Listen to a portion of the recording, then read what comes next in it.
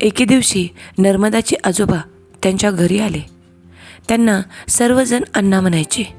त्यांनी नर्मदाच्या लग्नाचा विषय काढला. त्यावेळी नर्मदाचे वडील म्हणाले, अण्णा, मला माझ्या पोरीचं लवकर लग्न करायचं नाही आहे. अजून 1-2 वर्ष जाऊ द्यात, मग तिच्या लग्नाचं. नर्मदाचे आजोबा तिच्या आईकडे बघून म्हणाले, शांता, तूच राजारामला काहीतरी समजावून सांग. आपल्यामध्ये 14-15 वर्षाच्या पोरी झाल्या की लगेच त्यांचे लग्न लावून देतात. वयात आलेल्या पोरीला असं किती दिवस घरात ठेवणार आहात? नर्मदाच्या नशिबाने एक चांगले स्थळ सांगून आलं आहे. मुलगा आचारी आहे, मुलाला शेती आहे. आपल्या पोरीला दुसऱ्यांच्या घरी जाऊन धुनी भांडी करण्याची गरज पडणार नाही. लग्न आपल्या ऐपतीप्रमाणे केलं तरी चालणार आहे. नर्मदाचे आजोबा बोलत असतानाच तिचे वडील तिथून उठून निघून गेले. नर्मदाची आई म्हणाली, अण्णा, आता हे तुमचं ऐकत नाहीत तर माझं काय ऐकतील? संध्याकाळी मी त्यांच्यासोबत बोलून पाहते. त्यांचा विचार बदलला तर बरंच होईल. नर्मदाचे आजोबा म्हणाले, एवढं चांगलं स्थळ आपल्या हातातून जायला नको, ही एवढीच इच्छा माझी. काही वेळाने नर्मदाचे आजोबा तिथून निघून गेले. संध्याकाळी नर्मदाचे वडील घरी आले. संध्याकाळी सगळ्यांची जेवणं उरकल्यावर नर्मदा व तिची भावंडे शेजारच्या घरी खेळायला गेले होते. घरात नर्मदाचे आई वडील दोघेच होते. नर्मदाची आई हळूच तिच्या वडिलांना म्हणाली, अण्णांनी आणलेलं स्थळ एकदा नजरेखालून घालायला काय अडचण आहे? माझं लग्न झालं त्यावेळी नर्मदापेक्षा 2 वर्षांनी मी लहान होते. तेव्हा तुम्ही माझ्यासोबत लग्न करायला बरं तयार होता. आता नर्मदाच्या वेळी तुम्ही नाही का म्हणत आहात? नर्मदाला उशीर झाल्यावर रमाचंही लग्न उशिरा होईल. एकीमुळे दुसरीला बसावं लागेल. नर्मदाच्या वडिलांनी रागाने तिच्या आईकडे बघितले व ते अतिशय चिडून म्हणाले, लहानपणापासून नर्मदा तुझ्याजवळ राहत नसल्याने तुला तिच्याप्रती मायाच राहिलेली नाही आहे. तू कुठल्याच वेळी नर्मदाच्या मनाचा विचार केला नाहीस. नर्मदाला तू प्रेमाने जवळ घेतले तरी तुला आठवते का? आई नावाला तू काळीमा आहेस. नर्मदाची आई म्हणाली, मी नेहमी नर्मदाच्या भल्याचाच विचार केला आहे. तुम्ही माझ्याबद्दल काहीतरी गैरसमज करून घेतला आहे. मी हे सगळं नर्मदाच्या काळजीपायी बोलत आहे. तुम्हाला स्वतःची शेती असते तर आपल्याला असं लोकांच्या इथे जाऊन आपल्याला काम करायची गरज पडली नसते.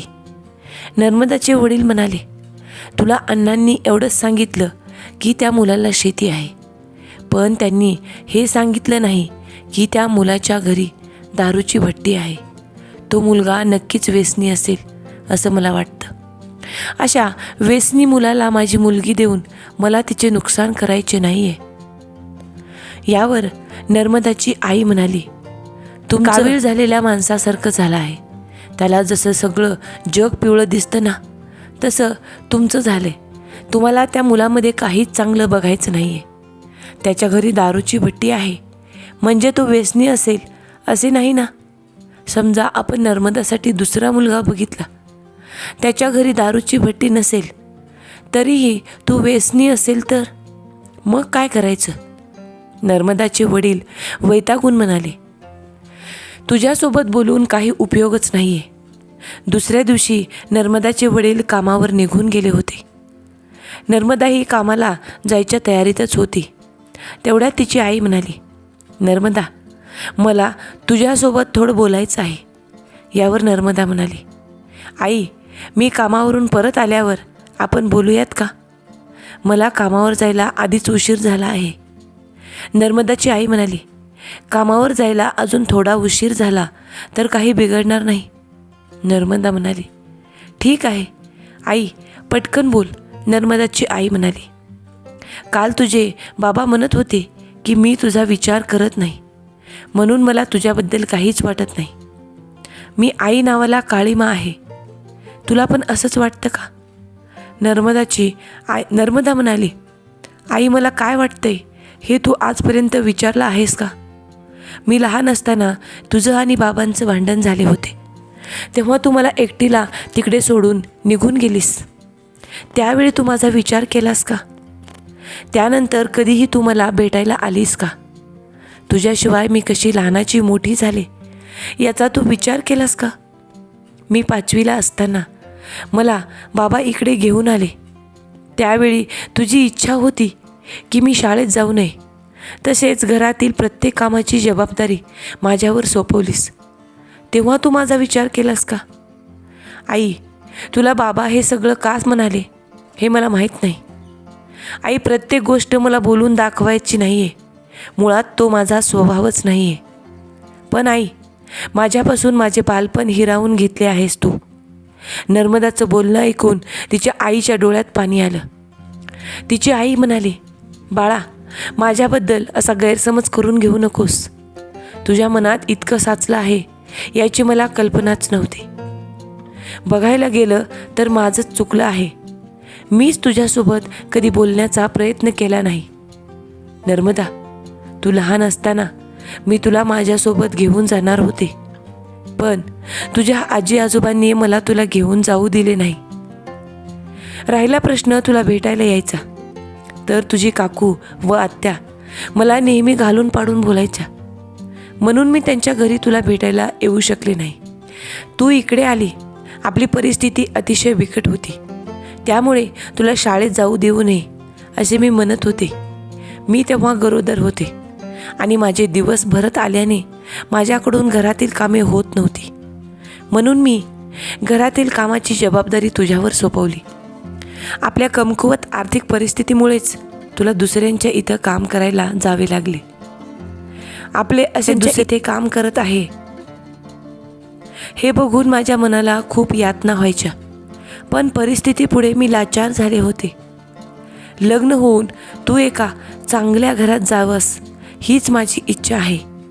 अण्णांनी जे तुझ्यासाठी स्थळ आणले तो मुलगा आचारी आहे. तसेच त्यांच्याकडे स्वतःची शेती आहे. त्यांच्या घरची परिस्थिती आपल्यापेक्षा चांगली आहे. लग्न झाल्यावर तुला दुसऱ्यांच्या घरची धुनी भांडी करावी लागणार नाही. माझ्या नशिबी जे 18 दारिद्र्य आलं आहे ते तुझ्या नशिबी येऊ नये असेच मला वाटत आहे.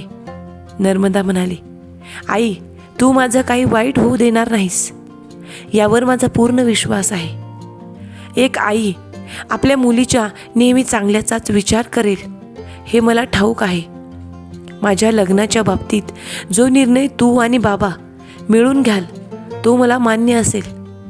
नर्मदाची आई म्हणाली, अगं पण पोरी, तुझे बाबा या स्थळाच्या बाबतीत काही ऐकून घ्यायला तयारच नाही आहेत. त्यांचा नाहीचा पडा चालू आहे. नर्मदा म्हणाली, आई, बाबांना कसे समजावून सांगायचं हे तुझ्यापेक्षा जास्त कोणालाच माहीत नसेल. बाबा आपल्या हरी काकांचं सगळंच ऐकतात ना, तर त्यांना बाबांना समजून सांगायला लाव. नर्मदाची आई म्हणाली, तू म्हणते ते अगदी खरं आहे. हे मला आधी कसं सुचलं नाही. मी उद्याच हरिभाऊजींना बोलावून घेते. नर्मदा म्हणाली, मी जाऊ का आता? नर्मदाची आई हसून म्हणाली, हो. नर्मदाने सुचविल्याप्रमाणे तिच्या आईने हरिकाकांना दुसऱ्या दिवशी फोन करून घरी बोलावून घेतले. हरिकाका घरी आले तेव्हा नर्मदाचे वडील घरी नव्हते. या संधीचा फायदा घेऊन नर्मदाच्या आईने हरिकाकांना पडलेल्या प्रसंगाची इत्थंभूत माहिती दिली. सगळं काही ऐकून घेतल्यावर हरिकाका म्हणाले, शांता, तू ज्या मुलाबद्दल मला सांगितलंस त्या घरात माझ्या एका दूरच्या मावस भावाची मुलगी दिलेली आहे. लोक तसे चांगले आहेत, पण एकदा नजरेखालून घातल्याशिवाय आपण ठोस निर्णय घेऊ शकत नाही. नर्मदाची आई म्हणाली, हरिभाऊजी, माझंही हेच म्हणणं आहे, पण हे अजिबात ऐकायला तयार नाही आहे. ते या स्थळाला नाहीच म्हणत आहेत. मी राजारामसोबत बोलून बघतो. हरिकाका व नर्मदाच्या आईचं बोलणं चालू असतानाच नर्मदाचे वडील घरी येतात. हरिकाकांना आपल्या घरी आलेलं बघून ते म्हणाले, अरे हरी, असं अचानक कसं काय येणं केलंस? येण्याआधी काही कळवलंच सुद्धा नाहीस. यावर हरिकाका म्हणाले, एका नातेवाईकाकडे याच एरियात आलो होतो. बऱ्याच दिवसापासून आपली भेट झाली नव्हती, म्हणून म्हटलं चला आज राजारामला भेटून घेऊयात. नर्मदा कामावरून परत आली होती. तिला बघून हरिकाका म्हणाले, राजाराम, मुलगी वयात आली असं म्हणायचं. माझ्या नजरेत 1-2 स्थळं आहेत, बघूयात का? नर्मदाचे वडील म्हणाले, हरी, अजून एखादं वर्ष थांबावं असा माझा विचार आहे. हरिकाका पुढे म्हणाले, अरे राजाराम, अजून एखादं वर्ष थांबलास तर हातातील चांगली स्थळं निघून जातील. आपल्यात एवढ्या दिवस थांबत नाहीत. नर्मदाचे वडील म्हणाले, हरी, तुझं म्हणणं बरोबर आहे. तुझ्या नात्यातील आणि पाहण्यातील एखादा मुलगा असेल तर बघूयात मग. 2-3 दिवसांपूर्वी नर्मदाच्या आजोबांनी पण एक स्थळ आणलं होतं. आता तुम्ही सगळेच नर्मदाचं लग्न करूयात असं म्हणतायत, तर मी एकटाच नाही का म्हणू? पुढच्या वर्षी जर चांगलं स्थळ भेटले नाही तर उगाच माझ्यावर सगळेजण मोडता घालतील. हरिकाका म्हणाले, तू येण्याआधी माझं आणि शांताचं हेच बोलणं चालू होतं. यावरून मला समजलं की जे स्थळ नर्मदाच्या आजोबांनी आणले आहे त्याच घरात माझ्या एका दूरच्या मावस भावाची मुलगी दिलेली आहे. लोक चांगले आहेत. आपण दोघे जाऊन एकदा त्या मुलाला नजरेखालून घालून घेऊ, मग पुढचं ठरवूयात. यावर नर्मदाचे वडील म्हणाले, तू जसे म्हणशील तसं. आपण उद्याच मुलाच्या घरी जाऊयात. नर्मदाची आई म्हणाली, हरिभाऊजींची भाषा तुम्हाला बरोबर कळली. मी हेच तुम्हाला जीव तोडून सांगायचा प्रयत्न करत होते. तर तुम्हाला माझं काही म्हणणं पटत नव्हतं. हरिकाका हसून म्हणाले, शांता, सोनाराने कान टोचावे लागतात. ही म्हण काही खोटी नाही. दुसऱ्या दिवशी नर्मदाचे वडील म्हणाले, आजोबा आणि हरिकाका नर्मदासाठी मुलगा बघायला गेले. नर्मदाच्या वडिलांनी स्वतः मुलाच्या घरच्यांना प्रत्येक प्रश्न विचारून स्वतःच्या शंकांचे निरसन करून घेतले. मुलाच्या घरून आल्यावर नर्मदाची आई म्हणाली, मुलाकडची मंडळी तुम्हाला कशी वाटली? नर्मदाचे वडील म्हणाले, मुलाकडच्या माणसांना माणुसकी आहे. आपल्यासारखेच साधे सरळ लोक आहेत. हरीने गावात 4-2 लोकांजवळ चौकशी केली तर त्यांनी पण त्या मुलाच्या घराबद्दल चांगलंच सांगितलं. मुलगा चेहऱ्यावरून निर्व्यसनी वाटला. 2 दिवसांनी ते लोक नर्मदाला बघायला येणार आहेत. मग बघू पुढे काय होईल ते. नर्मदाची आई हसून म्हणाली, तुमचा होकार आहे म्हणायचं. नर्मदाचे वडील म्हणाले, हो, मला 1-2 जणांनी त्या मुलाबद्दल खूपच वाईट सांगितलं होतं. स्वतःच्या डोळ्यांनी बघितल्यावर मला खरं काय ते कळालं. हे लग्न जमलं तर आपल्या नर्मदाचं भाग्य उजळेल यात शंकाच नाही. पुढील 2 दिवसांनी मुलाकडे येऊन नर्मदाला बघून गेले. नर्मदा त्यांना खूप आवडली होती. त्यांनी लगेच आपला होकार सांगून टाकला. मुलाकडची मंडळी निघून गेल्यावर नर्मदाचे वडील नर्मदाला म्हणाले, नर्मदा, पोरी, तुला नवरा मुलगा कसा वाटला? तुला पसंत असेल तरच आपण पुढे जाऊयात. नर्मदा लाजून म्हणाली, बाबा, ते माझ्यापेक्षा दिसायला खूप उजवे आहेत. त्यांना मी कशी काय पसंत पडले हाच प्रश्न मला पडला आहे. तुम्हाला जर ते पसंत असतील तर मलाही पसंत आहेत. नर्मदाचे वडील म्हणाले, अगं पोरी, सगळेच लोक रूप पाहत नाहीत. त्यांनी तुझे गुण पाहिले असतील. तू माझ्या गुणाची लेक आहेस. नर्मदाची आई म्हणाली, बरं, मग त्यांना आपला होकार कळवून टाकायचा ना? नर्मदाचे वडील म्हणाले, हो. मग अशा रीतीने नर्मदाचे लग्न प्रकाशसोबत जमले. प्रकाश दिसायला नर्मदापेक्षा खूप चांगला होता. प्रकाशच्या घरच्यांची आर्थिक परिस्थितीसुद्धा नर्मदाच्या घरच्यांपेक्षा चांगली होती. नर्मदाचे वडील सुरुवातीला प्रकाशला नाही म्हणत होते, पण काही दिवसांनी ते या लग्नासाठी स्वखुशीने तयार झाले. प्रकाशच्या लग्नाचा खर्च दोन्हीकडच्यांनी अर्धा करण्याचे ठरवले. आता लग्न झाल्यावर आपल्याला दुसऱ्यांच्या घरी दोन्ही भांडी करावी लागणार नाहीत या विचाराने नर्मदा खूप जास्त खुश झाली होती. तिला वाटलं होतं की प्रकाशसोबत लग्न झाल्यावर तिचं आयुष्य झळाळून निघेल. नर्मदा ज्या घरी इतकं वर्ष काम करत होती त्यांनी नर्मदाला लग्नाची भेट म्हणून सोन्याचे कानातले दिले होते. नर्मदाने आजवर प्रामाणिकपणे काम केल्याचं बक्षीस तिला मिळालं होतं. नर्मदाचं लग्न महिन्यावर येऊन ठेपलं असताना आजूबाजूच्या लोकांनी, नातेवाईकांनी तिला केळवण्यासाठी आपल्या घरी बोलावून फुलं नाही तरी फुलांची पाकळी दिली. नर्मदाच्या लग्नाच्या निमित्ताने तिची आत्या, काकू त्यांच्या घरी आल्या. नर्मदाची बहीण रमा, सरिता आणि भाऊ रमेश खूप आनंदात होते.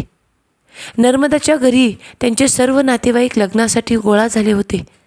नर्मदाच्या आईवडिलांच्या चेहऱ्यावर एक वेगळाच आनंद बघायला मिळत होता. नर्मदाच्या वडिलांनी त्यांच्या ऐपतीप्रमाणे नर्मदाचं लग्न प्रकाशसोबत थाटामाटात करून दिलं. नर्मदा सासरी जाताना तिच्या लहान बहीण भावांच्या डोळ्यात पाणी तरळले होते. नर्मदाची पाठवणी करताना तिचे वडील सगळ्यात जास्त रडले होते. सासरी गेल्यावर सासरचे घर बघून नर्मदा मनोमन खुश झाली होती. सासरच्या घरी नर्मदा व प्रकाशला राहण्यासाठी स्वतंत्र खोली होती. लग्नानंतरच्या दुसऱ्या दिवशी प्रकाशने नर्मदाला एक साडी भेट दिली. साडी बघून नर्मदाला खूप आनंद झाला होता, कारण आजवर तिला अशी भेट कोणीच दिली नव्हती. नर्मदाची सासू जाऊबाई नर्मदासोबत अतिशय प्रेमाने वागत बोलत बसल्या होत्या. पहिल्या नर्मदाला घ्यायला तिचे काका गेले होते. नर्मदा घरी आल्यावर तिच्या चेहऱ्यावरील आनंद बघून नर्मदाचे वडील सुखावले होते. नर्मदासाठी प्रकाशला निवडून आपण काही चूक केलेली नाही आहे हा विश्वास तिच्या वडिलांना पटला होता. पुढील 2-3 दिवसांनी नर्मदा सासरी गेली. नर्मदाच्या सासूबाईंनी प्रकाश व तिला त्यांच्या कुलदैवतेच्या दर्शनाला पाठवले. त्यांचं कुलदैवत बरंच लांब होतं. 2-3 दिवसांचा प्रवास होता. नर्मदा असा प्रवास तिच्या आयुष्यात पहिल्यांदाच करत होती. संपूर्ण प्रवासात प्रकाशने नर्मदाची पुरेपूर काळजी घेतली. नर्मदा प्रकाशच्या प्रेमात पडली होती. नर्मदाला जे पाहिजे ते प्रकाश विकत घेऊन देत होता. प्रकाशने नर्मदाला हॉटेलमधील वेगवेगळे पदार्थ खाऊ घातले. कुलदैवतेच्या दर्शनावरून परतल्यावर नर्मदा माहेरी गेली होती. माहेरी गेल्यावर तिने प्रकाशचं भरभरून कौतुक केलं.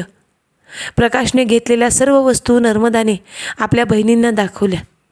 तिच्याकडील वस्तू बघून रमा म्हणाली, बाबा मला पण लग्न करायचे. नर्मदा अक्काची किती मजा होत आहे. यावर नर्मदाचे वडील हसून म्हणाले, हो आपण तुझ्यासाठी एक नवरदेव बघायला सुरुवात करूयात. नर्मदाच्या सुखाला कोणाची नजर तर लागणार नाही ना. का तिच्या आयुष्यात पुढे अजून काय संघर्ष वाढून ठेवलाय काय माहीत. प्रकाश कसा असेल, हा देखावा असेल का खरंच प्रकाश खूप चांगला मुलगा असेल, हे सर्व पाहण्यासाठी आपल्याला पुढचा एपिसोड पाहावा लागेल. हा व्हिडिओ तुम्ही शेवटपर्यंत पाहिलात त्याबद्दल तुमचे मनापासून आभार. असेच नवनवीन व्हिडिओ पाहण्यासाठी व्हिडिओला लाईक करा, शेअर करा आणि आपल्या चॅनलला नक्की सबस्क्राईब करा. लवकरच भेटूया त्याच्या पुढच्या भागासोबत. तोपर्यंत धन्यवाद.